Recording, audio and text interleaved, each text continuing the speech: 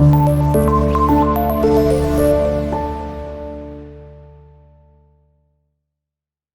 باللہ من الشیطان الرجیم، بسم اللہ الرحمن الرحیم۔ السلام علیکم اسٹوڈنٹس، کیسے ہیں آپ سب لوگ؟ امید کرتی ہوں آپ سب لوگ خیریت سے ہوں گے اور الحمدللہ آپ اچھے طریقے سے اچھے ذوق و شوق سے پڑھ بھی رہے ہوں گے۔ آج کا لیسن ہمارا جو سبق ہے جماعت ہشتم یعنی 8 کلاس کی اردو کی کتاب جو نیو ایڈیشن ہے، ہمارا نیو ایڈیشن 2023-24 جو ابھی بکس آئی ہیں آپ کی چینج ہو کے، اس کا سبق نمبر 4 عظیم سپہ سالار۔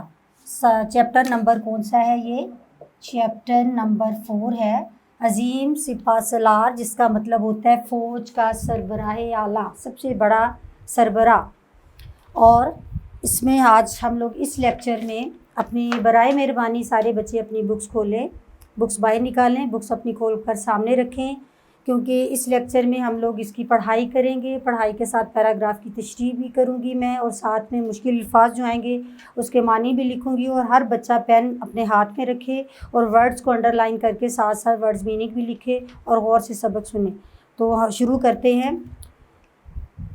حضرت سعد بن ابی وقاص رضی اللہ تعالیٰ عنہم معروف صحابہ رسول صلی اللہ علیہ وآلہ وسلم ہیں۔ حضرت سعد بن ابی وقاص معروف ہوتا ہے مشہور،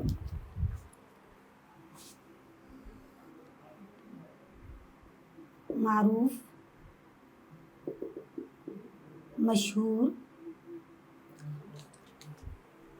صحابہ رسول صلی اللہ علیہ وآلہ وسلم ہیں۔ آپ رضی اللہ تعالیٰ عنہم کا شمار عشرہ مبشرہ رضی اللہ تعالیٰ عنہم میں ہوتا ہے۔ عشرہ مبشرہ کا مطلب ہے وہ صحابہ کرام جن کو رسول پاک صلی اللہ علیہ وآلہ وسلم نے جنت کی بشارت دی۔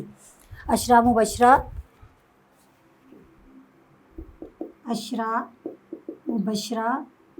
وہ صحابہ کرام رضی اللہ تعالیٰ عنہم جن کو آپ صلی اللہ علیہ وآلہ وسلم نے جنت کی بشارت دی۔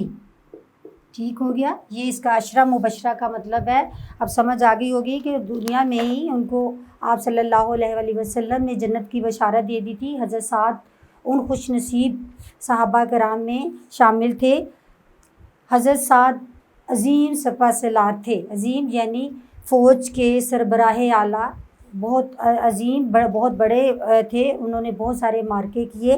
اب آپ دیکھیں کہ آپ رضی اللہ تعالیٰ عنہ تاریخ اسلام کے عظیم سپہ سالار ہیں۔ آپ رضی اللہ تعالیٰ عنہ جو ہیں فاتح ایران ہیں، اور اپنے دور کے بہترین جو سب سے بڑے تیر انداز ہیں ان میں بھی آپ رضی اللہ تعالیٰ عنہ کا شمار ہوتا ہے۔ آپ رضی اللہ تعالیٰ عنہ ان 2 خوش نصیب یا خوش قسمت ترین صحابہ کرام رضی اللہ تعالیٰ عنہ میں سے ایک ہے جن کے لیے نبی کریم صلی اللہ علیہ وآلہ وسلم کی زبان سے یہ جملہ ادا ہوا کہ میرے ماں باپ تجھ پر قربان ہوں۔ حضرت سعد رضی اللہ تعالیٰ عنہ غزوہ احد میں نبی کریم صلی اللہ علیہ وآلہ وسلم کے ساتھ اس وقت بطور جان نثار کھڑے رہے۔ جان نثار، جان قربان کرنے والے، جان نثار، جان قربان کرنے والا، جان نثار کے طور پر کھڑے رہے۔ حضرت سعد رضی اللہ تعالیٰ عنہ جب کافروں نے آپ خاتم النبیین صلی اللہ علیہ وآلہ وسلم کا گھیراؤ کر لیا، حضرت سعد رضی اللہ تعالیٰ عنہ رسول پاک صلی اللہ علیہ وآلہ وسلم کی پشت پر کھڑے ہو کر تیر اندازی کے ذریعے سے دشمنوں کو قریب آنے سے روک رہے تھے۔ اس وقت رسول پاک صلی اللہ علیہ وآلہ وسلم کی زبان مبارک سے یہ جملہ جاری ہوا کہ سعد خوب تیر برساؤ، میرے ماں باپ تم پر قربان ہوں۔ یہ ہے صحیح بخاری کی آیت نمبر 4059، مطلب 4059۔ اب آپ کو اس کی میں تشریح ذرا بتا دوں، آپ غور سے سنیے گا کہ حضرت سعد بن ابی وقاص جو تھے معروف صحابہ کرام تھے، معروف سپہ سالار تھے، یعنی فوج کے عظیم سربراہ تھے۔ سربراہ ہوتا ہے جو سب سے اعلیٰ افسر ہوتا ہے، جو ساری فوج کو گائیڈ کرتا ہے، اسے بتاتا ہے، سربراہ اعلیٰ تھے۔ اس کے علاوہ حضرت سعد بن ابی وقاص کا شمار عشرہ مبشرہ جو وہ صحابہ تھے ان میں ہوتا ہے۔ عشرہ مبشرہ یعنی وہ صحابہ کرام جن کو نبی کریم صلی اللہ علیہ وآلہ وسلم نے دنیا میں ہی جنت کی بشارت دے دی تھی۔ آپ رضی اللہ تعالیٰ عنہ اپنے دور کے بہترین تیر اندازوں میں آتے تھے۔ تیر انداز یعنی آپ کو پتہ ہے پرانی جنگیں تیروں سے لڑی جاتی تھی۔ تیر انداز یہ ہوتا ہے کہ جن کا تیر صحیح نشانے پر جا کر لگتا ہے، اور حضرت سعد کی تیر اندازی میں بہت ماہر تھے۔ نبی کریم آپ جو حضرت سعد بن ابی وقاص تھے وہ ان 2 خوش قسمت ترین صحابہ میں شامل ہیں جن کے لیے نبی کریم صلی اللہ علیہ وآلہ وسلم نے فرمایا تھا کہ آپ پر میرے ماں باپ قربان ہوں۔ یہ آپ صلی اللہ علیہ وسلم نے کس موقع پر فرمایا؟ غزوہ احد میں، جب ہر طرف سے تلواروں کی جھنکاریں کہہ لیں یا تیر اندازی ہو رہی تھی، تو حضرت سعد بن ابی وقاص رضی اللہ تعالیٰ عنہ رسول پاک صلی اللہ علیہ وآلہ وسلم کی حفاظت کے لیے ان کی پشت پر یعنی ان کے ساتھ جڑ کر کھڑے ہوئے تھے، ان کے سامنے کھڑے ہوئے تھے اور تیر اندازی کر رہے تھے۔ تو نبی کریم صلی اللہ علیہ وآلہ وسلم کا جب انہوں نے گھراؤ کیا ہوا تھا، ان کی پشت پر کھڑے تھے اور دشمنوں کے تیروں کو روک رہے تھے، تو نبی کریم صلی اللہ علیہ وآلہ وسلم نے کی زبان مبارک سے اس وقت یہ جملہ جاری ہوا کہ خوب تیر برساؤ، ساتھ خوب تیر برساؤ، تم پر میرے ماں باپ قربان ہوں۔ اب اس میں آپ دیکھیں کہ پشت ہوتا ہے پیٹھ، پشت پیٹھ۔ اب آگے دیکھیں دوسرا پیراگراف ہے، اس میں غزوہ احد کا ذکر، پہلے میں غزوہ احد کا ذکر آیا ہے۔ آپ یعنی حضرت سعد رضی اللہ تعالیٰ عنہ کو عظیم سپہ سالار کہا گیا ہے۔ آپ عشرہ مبشرہ میں آپ کا شمار ہوتا ہے۔ عشرہ مبشرہ میں شمار کے بعد آپ نے غزوہ احد میں رسول پاک صلی اللہ علیہ وسلم کی حفاظت فرمائی اور اس خوش نصیب صحابہ میں شامل ہوئے جن کے لیے رسول پاک صلی اللہ علیہ وسلم نے الفاظ فرمائے کہ تم پر میرے ماں باپ قربان ہوں۔ دوسرا ہے پیراگراف حضرت سعد بن ابی وقاص، اب اس کی ریڈنگ آپ کریے گا میرے ساتھ ساتھ، آپ بک پہ نظر رکھیں۔ حضرت سعد بن ابی وقاص رضی اللہ تعالیٰ عنہ نے غزوہ بدر میں غیر معمولی شجاعت کے جوہر دکھائے۔ غیر معمولی شجاعت یعنی بہترین بہادری کے جوہر دکھائے۔ شجاعت، بہادری، شجاعت، بہادری، آپ ساتھ ساتھ ورڈز میننگ لکھتے رہیں کیونکہ دوبارہ جب آپ پڑھائی کریں گے تو آپ کو اس کا مطلب سمجھ آنے میں یا خلاصہ لکھنے میں بہت آسانی ہو جائے گی۔ تو آپ غیر معمولی شجاعت کے 2 جوہر دکھا رہے تھے۔ سعید بن العاص جو کہ لشکر کفار کا سرخیل تھا، تحقیق ہوا یعنی اس کو قتل کر دیا گیا۔ سرخیل ہوتا ہے سردار، لشکر کفار، کفار کی فوج کا۔ ادھر دیکھیں لشکر کفار، کافروں کی فوج۔ دوسرا لفظ ہے اسی لائن کے اندر سرخیل، سردار یعنی فوج کا سردار، تحقیق قتل کر دینا۔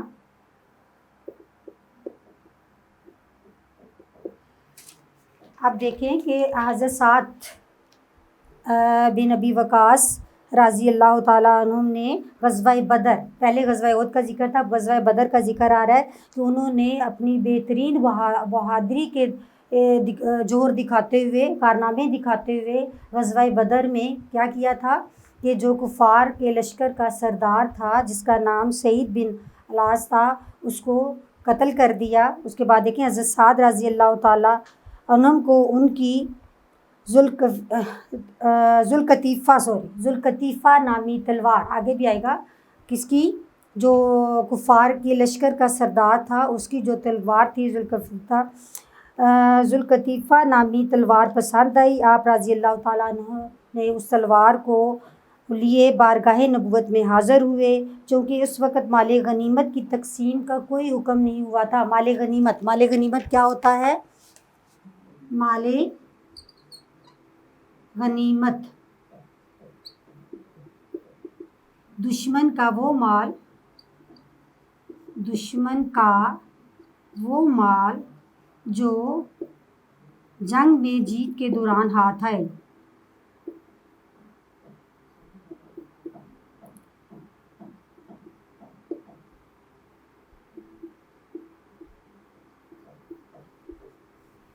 माले गनीमत क्या होता है? जब आप किसी दुश्मन से जंग कर रहे होते हैं, जंग करने के बाद अगर आप जीत जाते हैं तो दुश्मन का जो माल वहाँ रह जाता है, जो आपके हाथ आता है, उसको माले गनीमत कहते हैं। तो जुल्फ़िकार तलवार थी, किसकी तलवार थी? वो जो कुफ़ार के लश्कर, जो फ़ौज का लश्कर था, उसका सरदार था सईद बिन अल-आस, उसकी तलवार आपके हाथ आई तो आप रज़ी अल्लाह ताला उस तलवार को उठा कर बारगाह रसालत में ले गए कि अब चूँकि उस वक़्त आगे आप रीडिंग करें, चूँकि उस वक़्त माले गनीमत की तक़सीम के मुतल्लिक़ कोई हुक्म नाज़िल नहीं हुआ था। अभी अल्लाह ताला ने माले गनीमत के बारे में कुछ नहीं फरमाया था कि माले गनीमत की तक़सीम किस तरह करनी है या वो किसका है। तो हज़रत साद बिन रज़ी अल्लाह ताला अन्हुम ने माले गनीमत की तक़सीम के मुतल्लिक़ कोई हुक्म नाज़िल नहीं हुआ था, इसलिए ख़ातमुन नबीय्यीन सल्लल्लाहु अलैहि वसल्लम ने उन्हें हुक्म दिया कि इसे जहाँ से उठाया है वहीं रख दो।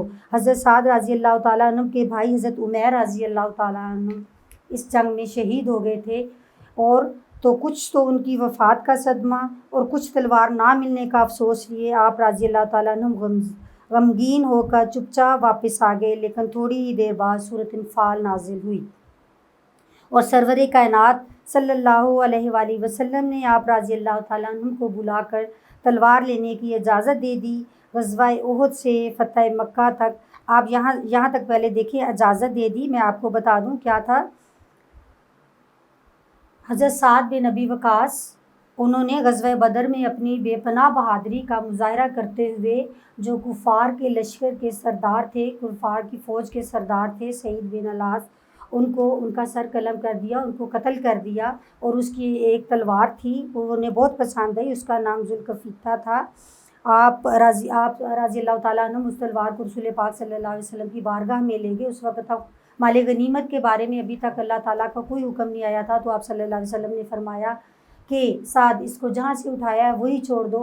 हज़रत साद बिन अबी वक़ास जो थे वो गमगीन थे, एक तो इस वजह से कि उनके भाई अबू उमैर जो थे उनकी शहादत हो गई थी ग़ज़वा बदर में, दूसरा उन्हें हज़रत उमैर उनकी शहादत हो गई थी, दूसरा उन्हें तलवार नहीं मिली। अभी वो घर पहुँचे थे, सदमा लेकर गए तो थोड़ी देर बाद सूरत अनफ़ाल का नुज़ूल हो गया था। तो रसूल पाक सल्लल्लाहु अलैहि वसल्लम ने हज़रत वक़ास को बुलाकर फरमाया कि ये तलवार ले लो।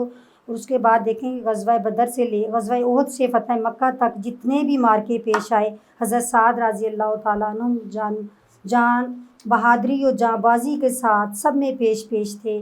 फ़तह मक्का के बाद ग़ज़वा हुनैन में भी आप रज़ी अल्लाह ताला अन्हुम ने जानिसारी, सबात व मर्दगी का मुज़ाहरा किया।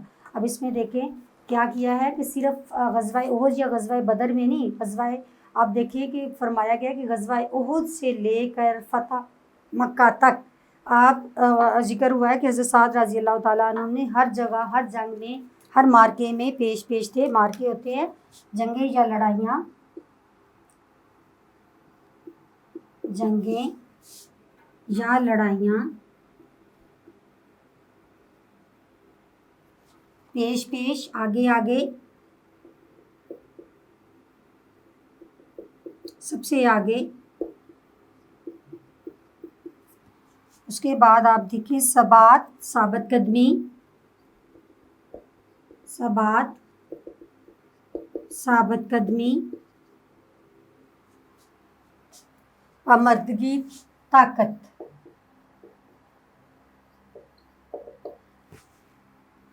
अब नेक्स्ट पैराग्राफ आप देखें कि हज़रत साद बिन अबी वक़ास रज़ी अल्लाह ताला अन्हु का एक नहायत दिलचस्प वाक़या बुखारी शरीफ में है। बुखारी शरीफ में मैं आप दिलचस्पी से पढ़ेंगे, पढ़ाने से पहले मैं इसको थोड़ा सा बता देती हूँ। दिलचस्प वाक़या है कि आप सल्लल्लाहु अलैहि वसल्लम जब आप सल्लल्लाहु अलैहि वसल्लम के साथ हज्जतुल वदा के मौका पर मक्का मुकरमा में गए तो वहाँ हज़रत साद बिन वक़ास शदीद बीमार हो गए थे। तो उस वजह से उन्हें एक तो अपनी जायदाद की फ़िक्र थी, दूसरा उन्हें इस चीज़ की फ़िक्र थी कि हिजरत मदीना अगर उनकी वफ़ात हो जाती है तो हिजरत मदीना उनकी یہ نہ ہو کہ وہ ضائع ہو جائے اور اللہ کے یہاں قبول نہ ہو۔ تو آپ صلی اللہ علیہ وسلم نے اس بارے میں انہیں کیا فرمایا، انہوں نے کیا نوید سنائی۔ اب اس پیراگراف کی ریڈنگ دیکھیں، پہلے میں پوری ریڈنگ کرواؤں گی، اس کے بعد ورڈز میننگ لکھوں گی۔ الفاظ معنی: حضرت سعد بن ابی وقاص رضی اللہ تعالیٰ عنہ کا ایک نہایت دلچسپ واقعہ بخاری شریف میں ہے۔ بخاری شریف میں مذکور ہے کہ حجۃ الوداع کے موقع پر وہ مکہ مکرمہ میں موجودگی کے دوران بیمار ہو گئے۔ بیماری اتنی زیادہ بڑھی کہ بچنے کی امید باقی نہ رہی۔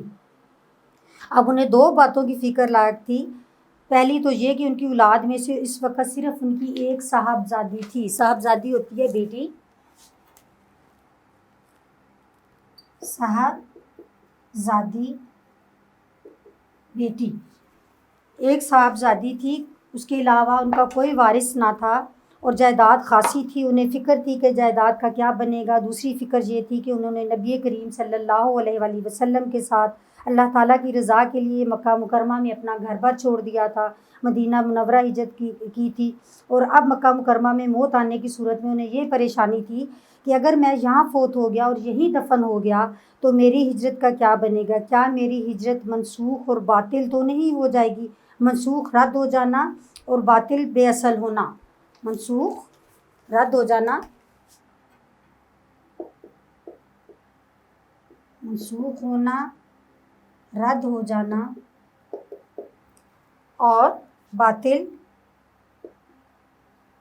بے اصل۔ تو رسول پاک صلی اللہ علیہ وآلہ وسلم عیادت کے لیے ان کے خیمے میں تشریف لائے تو حضرت سعد رضی اللہ تعالیٰ عنہ نے ان سے عرض کی، یا رسول اللہ صلی اللہ علیہ وآلہ وسلم، جیسا کہ آپ خاتم النبیین صلی اللہ علیہ وآلہ وسلم نے ملاحظہ فرمایا، یعنی دیکھا کہ میرا مرض اس حد کو پہنچ گیا ہے کہ میرے پاس مال ہے جس کی وارث میری ایک بیٹی ہے، تو کیا میں اپنا 2/3 مال خیرات کر دوں؟ سوال کریں، کویشچن مارک ہے۔ تو آپ خاتم النبیین صلی اللہ علیہ وآلہ وسلم نے فرمایا نہیں۔ حضرت سعد رضی اللہ تعالیٰ عنہ نے پوچھا کہ کیا آدھا کر دوں؟ تو آپ خاتم النبیین صلی اللہ علیہ وآلہ وسلم نے فرمایا نہیں، یعنی پہلے 2/3 کا پوچھا تو آپ صلی اللہ علیہ وسلم نے فرمایا نہیں، پھر آدھے مال خیرات کرنے کا پوچھا تو آپ صلی اللہ علیہ وسلم نے نفی میں جواب دیا۔ اس کے بعد سعد رضی اللہ تعالیٰ عنہ نے پھر پوچھا 1/3 کر دوں، یعنی 3 حصے رکھ کے اس کا 1 حصہ دے دوں؟ تو آپ نبی کریم صلی اللہ علیہ وآلہ وسلم نے فرمایا 1/3 بھی بہت ہے، 1/3 بھی بہت ہے، تم اپنے وارثوں کو مالدار چھوڑ کر جاؤ تو یہ اس سے بہتر ہے کہ انہیں محتاج چھوڑو اور وہ لوگوں کے سامنے ہاتھ پھیلاتے پھریں، اور جو کچھ بھی تم خرچ کرو گے اس سے اللہ کی رضا مقصود رہی تو تمہیں اس پر اجر ملے گا۔ آپ صلی اللہ علیہ وسلم نے ایک خوشخبری یہ سنا دی کہ آپ اس کی تشریح ذرا سنیں غور سے، کہ آپ رضی اللہ تعالیٰ عنہ کی عیادت کے لیے رسول پاک صلی اللہ علیہ وسلم جب ان کے خیمے میں تشریف لے گئے تو حضرت سعد نے فرمایا کہ جیسا کہ آپ دیکھتے ہیں کہ میری حالت بہت خراب ہے، اگر میں مر جاتا ہوں تو کیا میں مرنے سے پہلے اپنی جو جائیداد ہے، کیونکہ میری ایک ہی وارث بیٹی ہے، اور تو میں 2/3 حصہ اس کو خیرات کر دوں؟ تو آپ صلی اللہ علیہ وسلم نے منع فرمایا۔ اس کے بعد حضرت سعد نے فرمایا کہ میں اس کو نصف یعنی آدھا خیرات کر دوں، نصف ادھر لکھ لیں، آدھی خیرات کر دوں؟ تو رسول پاک صلی اللہ علیہ وآلہ وسلم نے اس سے بھی منع فرما دیا۔ اس کے بعد انہوں نے 1/3 کا ذکر کیا تو رسول اللہ صلی اللہ علیہ وسلم نے فرمایا یہ بھی بہت ہے۔ تو اس کے بعد آپ صلی اللہ علیہ وسلم نے فرمایا تم جو بھی خرچ کرو گے تمہاری نیت پہ ہے کہ اللہ تعالیٰ تمہیں اس کا اجر ضرور دے گا، اور یہ فرمایا کہ اپنے وارثوں کو مال دے کر چھوڑ کر جاؤ، وہ اس سے زیادہ بہتر ہے کہ تم خیرات کرو کہ وہ بعد میں محتاج نہ ہو اور کسی کے آگے ہاتھ نہ پھیلاتے پھریں۔ اس پر حضرت سعد رضی اللہ تعالیٰ عنہ نے فرمایا ہاتھ پھیلاتے پھریں، تم بھی خرچ کرو گے اس پہ اللہ کی رضا ہی تو مقصود ہے، حتیٰ کہ اس لقمہ پر بھی تمہیں ثواب ملے گا جو تم اپنی بیوی کے منہ میں رکھو گے، یعنی اپنے گھر والوں پر جو خرچ کرتے ہو اس کا بھی اجر ملے گا۔ آگے ریڈنگ دیکھیں، اگر اس سے اللہ کی رضا مقصود رہی تو تمہیں اس پر ثواب ملے گا، حتیٰ کہ اس لقمے پر بھی تمہیں ثواب ملے گا جو تم اپنی بیوی کے منہ میں ڈالو گے۔ اس پر حضرت سعد رضی اللہ تعالیٰ عنہ نے عرض کیا، یا رسول اللہ صلی اللہ علیہ وآلہ وسلم، بیماری کی وجہ سے کیا میں اپنے ساتھیوں کے ساتھ مدینہ نہیں جا سکوں گا؟ کیونکہ اب ہجرت مدینہ کا جو ذکر ہے وہ آ رہا ہے، تو ہجرت مدینہ کے بارے میں پوچھا، ایسا کہا کہ اگر میں ٹھیک نہ ہوا تو میں کیسے اپنے ساتھیوں کے ساتھ مدینہ نہیں جا سکوں گا؟ تو آپ صلی اللہ علیہ وآلہ وسلم نے فرمایا اگر تم نہیں جا سکتے تب بھی تم اللہ کی رضا جوئی کے لیے کوئی عمل کرو گے۔ رضا جوئی، اللہ کو راضی کرنا، रज़ा जोई, राज़ी करना। रज़ा जोई के लिए तुम जो भी करोगे अल्लाह ताला के यहाँ और बुलंद होगा। उम्मीद है तुम अभी ज़िंदा रहोगे और तुम में से कुछ लोग मुसलमानों को, और तुम लोगों यानी लोगों में कौन लोग शामिल आ गए, मुसलमानों, उनको कुछ नफ़ा पहुँचेगा और कुछ लोग इस्लाम के दुश्मनों को नुकसान पहुँचेगा। और ऐ अल्लाह मेरे साथियों की हिजरत को कामिल फरमा और उन्हें पीछे ना हटा। ये रसूल पाक सल्लल्लाहु अलैहि वसल्लम ने दुआ फरमाई, कामिल, मुकम्मल। आप देखें कि हिजरत मदीना के ज़िक्र पर जब हज़रत साद ने रसूल पाक सल्लल्लाहु अलैहि वसल्लम से सवाल किया कि क्या मैं अपने साथियों के साथ मदीना नहीं जा सकूँगा, तो रसूल पाक सल्लल्लाहु अलैहि वसल्लम ने फरमाया, अगर तुम नहीं जा सके तब भी अल्लाह ताला की रज़ा के लिए तुम जो करोगे अल्लाह ताला उस तुम्हारे अमल को कबूल करेगा और यहाँ और बुलंद दर्जे हो जाएंगे। और उम्मीद की, और आप सल्लल्लाहु अलैहि वसल्लम ने उन्हें उम्मीद दिलवाई कि अभी तुम ज़िंदा रहोगे, सेहतयाब हो जाओगे, तुमसे बहुत सारे लोगों को फ़ायदा हासिल होगा, किन लोगों को, मुसलमान लोगों को, और कुछ लोगों को नुकसान यानी कुफ़ार को नुकसान पहुँचेगा। फिर आप सल्लल्लाहु अलैहि वसल्लम ने फरमाया, अल्लाह ताला से दुआ की, है अल्लाह मेरे साथियों की हिजरत को कामिल यानी मुकम्मल फरमा और उन्हें पीछे ना हटा। ये सही बुखारी की आयत नंबर 4409 है। इसके बाद आगे देखिए, चुनाचे नबी करीम सल्लल्लाहु अलैहि वसल्लम की ये पेशन गोई हर्फ बहर्फ शामिल हुई। पेशन गोई होती है किसी चीज़ का पहले से, किसी भी वाक़े का, बात का पहले से ज़िक्र कर देना।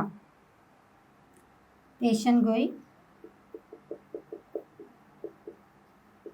किसी भी खबर,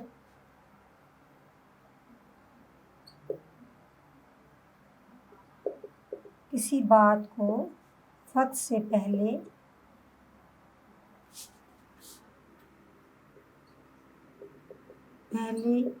बताना।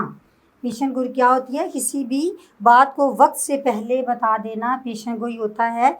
उसके बाद हर्फ बहर्फ मुकम्मल, हर्फ ब हर्फ मुकम्मल तौर पर,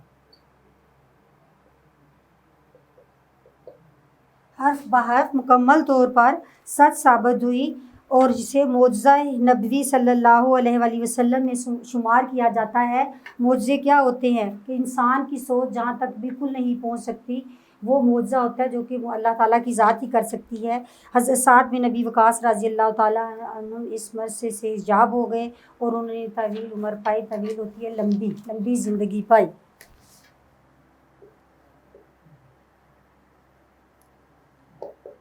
लंबी ज़िंदगी।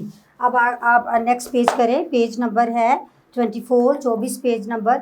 अमीरुल मोमिनीन हज़रत उमर फ़ारूक रज़ी अल्लाह ताला अन्हु के दौरे खिलाफत में हज़रत साद बिन नबी वक़ास रज़ी अल्लाह ताला अन्हु कूफा के गवर्नर रहे। कूफा के गवर्नर हज़रत उमर के दौर में, इस अहद में आप रज़ी अल्लाह ताला अन्हु मुसलमानों के सिपा सलार भी रहे, यानी सरबराह सिपा सलार। पहले क्या आप लिखेंगे, अहद क्या होता है, दौर, और सिपा सलार पहले मैंने बता दिया कि फ़ौज के सरदार रहे। मुसलमानों, आप रज़ी अल्लाह ताला अन्हु की क़यादत में इस्लामी लश्कर ने जंग कदसिया लड़ी और इस वक़्त की अजीम सल्तनत ईरान को भी फ़तह किया। ये देखें कि सरबराही में, किसकी सरबराही में, हज़रत साद बिन नबी वक़ास की सरबराही में ईरान को बहुत बड़ी सल्तनत दी, उसको फ़तह किया। यूफ़ास की सल्तनत को अल्लाह ताला ने आप रज़ी अल्लाह ताला अन्हु के हाथ से फ़तह करवा कर इस्लामी सल्तनत में शामिल करवाया। ईरान का नामवर कमांडर रुस्तम आप रज़ी अल्लाह ताला अन्हु के ही मुकाबले में शिकस्त खाकर मारा गया। अब आगे ईरान की फ़तह के बाद आप देखें, ईरान की फ़तह के बाद हज़रत साद रज़ी अल्लाह ताला अन्हु की क़यादत में इस्लामी लश्कर ने कई माह की तवील जंग लड़ी, यानी बहुत बड़ी जंग लड़ने के बाद इराक़ को भी फ़तह किया। ईरान के बाद इराक़ को फ़तह किया। इस वक्त इराक़ का दारुल हुकूमत मदाइन था। इस्लामी फ़ौज को यहाँ पहुँचने के लिए कई माह का अरसा लग गया। ठीक हो गया, कहाँ, मदाइन के इलाके तक पहुँचने के लिए मुसलमानों को, कई इस्लामी फ़ौज को यहाँ तक पहुँचने में कई माह यानी महीने लग गए। मदाइन से पहले जो आखिरी शहर लश्कर इस्लाम ने फ़तह किया वो बहरा शेर का था, जिसे 2 माह के मुहासरे के बाद फ़तह किया गया। मदाइन से पहले कौन सा शहर था, वो बहरा शेर था, जिसको 2 माह के मुहासरे के बाद फ़तह किया गया। اور آپ کو ایران تک اس کو فتح کرنے کے لیے مدائن جانا مدائن کو پہلے جانا تھا، اور مدائن اور بحیرہ شیر کے درمیان ایک دریا آتا تھا جس کو آپ آگے دیکھیں گے، میں پڑھاتی ہوں اس کو دیکھیں۔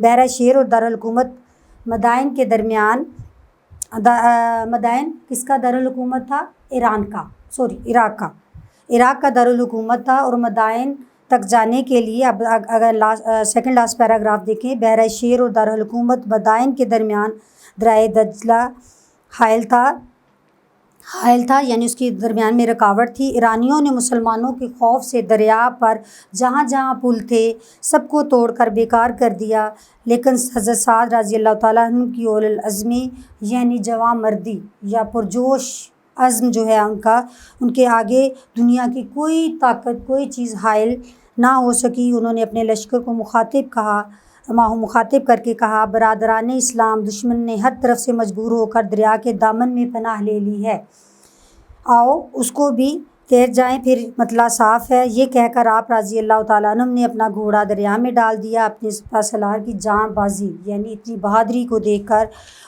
تمام فوج بھی جوش کے مارے انہوں نے گھوڑے ڈال دیے اور باہم باتیں کرتے ہوئے دوسرے کنارے پر جا پہنچے۔ ایرانی اس عجیب و غریب جوش و استقلال یعنی اس ولولے کو، اس جوش کو کا منظر دیکھ کر دیو آگے کہتے ہوئے بھاگ گئے، تاہم ان کا سپہ سالار تھوڑی سی فوج کے ساتھ جمع رہا، اور دریا سے نکلنے پر حضرت سعد رضی اللہ تعالیٰ عنہ کے لشکر کے مقابل آیا، لیکن مسلمانوں نے جلد ہی ان کو شکست دے دی اور مدائن پہنچ کر شاہی محلات پر قبضہ کر لیا۔ شاہ ایران گرد پہلے ہی بھاگ چکا تھا، البتہ تمام مال و اسباب موجود تھے جو دارالحکومت مدینہ منورہ روانہ کر دیا گیا۔ اب اس میں دیکھیں کہ یہ جو ٹھہرے اور بتائے ہیں مختصر سوالات جو ہیں، ہم لوگ جب آپ کو ایک پیراگراف کر رہے ہوتے ہیں، اس کی تشریح بتا رہے ہوتے ہیں، تو اس کے اندر یہ سوالات ہوتے ہیں، ان کے جوابات آپ نے دینا ہوتا ہے۔ فاتح ایران کا لقب کس کو ملا؟ حضرت سعد کو۔ اور کیوں ملا تھا؟ کیونکہ انہوں نے بہت کئی مہینوں کی کوشش کے بعد ایران کو فتح کیا، اور اس کے لیے بہت بڑی قربانی دی۔ وہ دریا میں کود گئے گھوڑوں کے ساتھ اس کو پار کرنے کے لیے۔ ایرانیوں نے اسلامی لشکر کو دیکھ کر کیا فرمایا تھا؟ ابھی یہ دیکھیں جو سیکنڈ لاسٹ اوپر والے پیراگراف میں پڑھا ہے کہ وہ اس کے جوش و استقلال کا منظر دیکھ کر بہت خوف زدہ گئے، اور انہوں نے کہا دیو آ گیا، مطلب جن بھوت جس طرح ہوتے ہیں کہ انہیں کوئی ڈر خوف نہیں، تو ان کو دیکھ کر یہ کہا، اور سب لوگ بھاگ گئے۔ صرف آگے دیکھیے گا کہ ان کی فوج کا ایک چھوٹے سے لشکر کے ساتھ جو سردار تھا فوجی لشکر کا، وہ اس لڑا، اور چھوٹی سی لڑائی کے بعد مسلمانوں کو کامیابی مل گئی۔ حضرت سعد رضی اللہ تعالیٰ عنہ نے مدینہ سے 10 میل کے فاصلے پر، اب آپ یعنی حضرت سعد رضی اللہ تعالیٰ بن ابی وقاص کا آخری وقت کا ذکر ہے کہ انہوں نے کہاں آخری ایام گزارے۔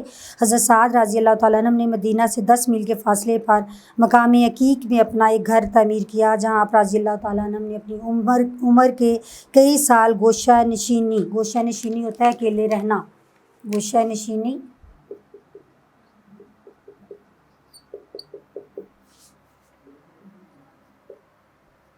اکیلے رہنا یا خاموش رہنا، گوشہ نشینی میں گزارے اور دنیاوی معاملات سے الگ تھلگ رہے۔ آخری عمر میں آپ رضی اللہ تعالیٰ عنہ کافی کمزور ہو گئے تھے۔ آپ رضی اللہ تعالیٰ عنہ کی آنکھوں کی بصارت یعنی روشنی یا نظر آنا بھی جاتی رہی، یہاں تک کہ سن 55 ہجری میں آپ رضی اللہ تعالیٰ عنہ وفات پا گئے۔ آپ کو ان کی تاریخ وفات خاص یاد ہونی چاہیے کہ 55 ہجری میں آپ وفات پا گئے، کس جگہ پر؟ مقام عقیق پر، اور جو کہ مدینہ سے 10 میل کے فاصلے پر تھا۔ پاک بحریہ نے، اب پاکستان دیکھ لیں، پاک بحریہ نے ملکی وسائل سے جو اپنی پہلی آبدوز بنائی یا چلائی، اس کو صحابہ رسول صلی اللہ علیہ وسلم حضرت سعد بن ابی وقاص سے منسوب کر کے اس کا نام سعد رکھا۔ تاریخ اسلام حضرت سعد بن ابی وقاص جیسی عظیم شخصیات کے کارناموں سے بھری پڑی ہے، جن سے ہم سبق آموز ہو کر ہم بحیثیت فرد اور قوم دین و دنیا میں ترقی حاصل کر سکتے ہیں۔ یعنی ان کی مثال صرف کسی ایک قوم ملت کے لیے نہیں، بلکہ اس قوم و ملت کے ہر فرد اور ہر شخص اور ہر فوج کے لیے ہے جس پر عمل پیرا ہو کر ہم لوگ ترقی حاصل کر سکتے ہیں۔ امید کرتی ہوں آپ کو اس سبق کی ڈیٹیل پڑھنے کے بعد بہت اچھے سے سمجھ آ گئی ہوگی۔ الفاظ معنی آپ کے سامنے ہے، الفاظ معنی کو اچھے سے لکھیں، اس کی خود سے ایک دفعہ دوبارہ ریڈنگ کریں۔ اگر کوئی مسئلہ ہوتا ہے، اگر آپ کو کوئی بات سمجھ نہیں آتی تو برائے مہربانی کمنٹس سیکشن میں جا کر میرے سے سوال کر سکتے ہیں۔ انشاءاللہ نیکسٹ لیکچر میں ہم اس کی مشق کریں گے، سوالوں کے جوابات اور آگے جتنے بھی سوالات ہیں مشق کے اندر۔ امید کرتی ہوں آپ لوگ سارے دل لگا کر اچھے طریقے سے کام کریں گے۔ تھینک یو، اللہ حافظ۔